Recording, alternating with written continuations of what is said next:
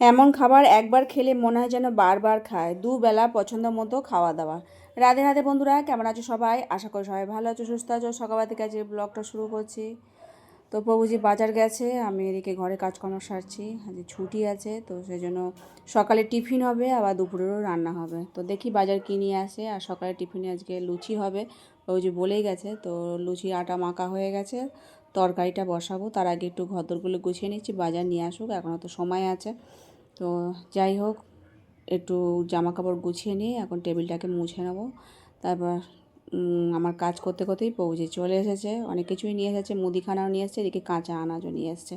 তো এটা হচ্ছে রবিবারের ভিডিও, যে তো একাদশীর দিন আমি একাদশীর ভিডিওটা দিয়ে দিই, তো ওই আগের দিনে ভিডিওটা দেওয়া হয় না। যাই হোক, এখানে লাউ শাক নিয়ে এসছে, কচুর লতি, এদিকে চাল নিয়ে এসছে, মুদিখানা অনেক কিছু নিয়ে এসছে, ফুল নিয়ে এসছে। তো আমি আলুর তরকারি বসাচ্ছি লুচি দিয়ে পাওয়ার জন্য। আর এর মধ্যে টমেটো, কাঁচা লঙ্কা, কালো জিরে ফোড়ন দিয়ে বসিয়ে দিলাম। আর একটু হালকা ভেজে ভেজে নিয়ে জলটা ঢেলে দেবো। আটা মাখা হয়ে গেছে, লেচি করে নিচ্ছি, এখন এগুলোকে বেলে নেবো। পৌজি ভেজে দেবে, আমি বেলে নিই। আর ওইদিকে আলু তরকারিটা হয়ে গেছে, কিন্তু ওটাকে এখনও মানে খোলেনি। খোলার পর প্রেশার কুকারটা ঠান্ডা হওয়ার পর আলুগুলো কয়েকটা গেলে দিচ্ছি, তাহলে একটু মাখো মতো হয়ে যাবে। তারপর প্রেশার কুকারের মধ্যে ঢেলে নেবো।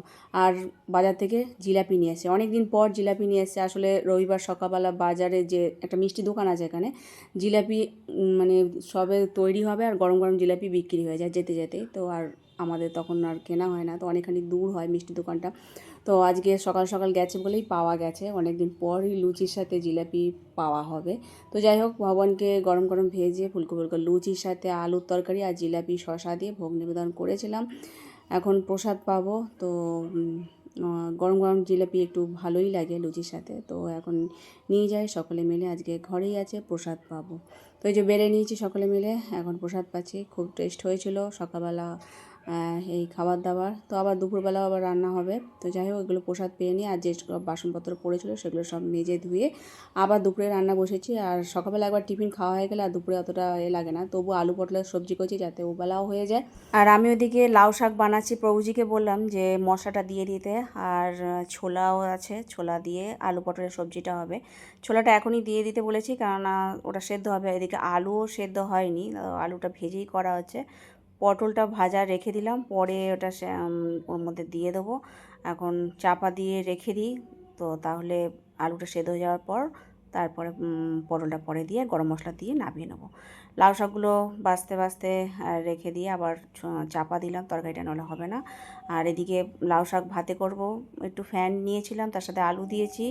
আর লাউ শাকটা তার মধ্যে দিয়ে দিয়েছি, আর একটু জল দিয়ে একটু লবণ দিয়ে সেদ্ধ বসাবো। লাউ শাক ভাতে খেতে খুব ভালো লাগে।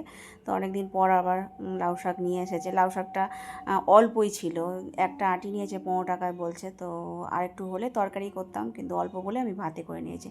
ফ্যানটা ঝাড়িয়ে নিয়েছি, নিয়ে এখন আলু ভাতের সাথে এটা কাঁচা লঙ্কা সরষের তেল দিয়ে মাখা হবে। আগে আলু ভাতেটা মেখে নিই, তারপর লাউ শাকটা তার সাথে মাখিয়ে নিয়েছি। সব কিছু মিলিয়ে ভগবানকে ভোগ নিবেদন করেছিলাম, এই দুপুরের মহাপ্রসাদ।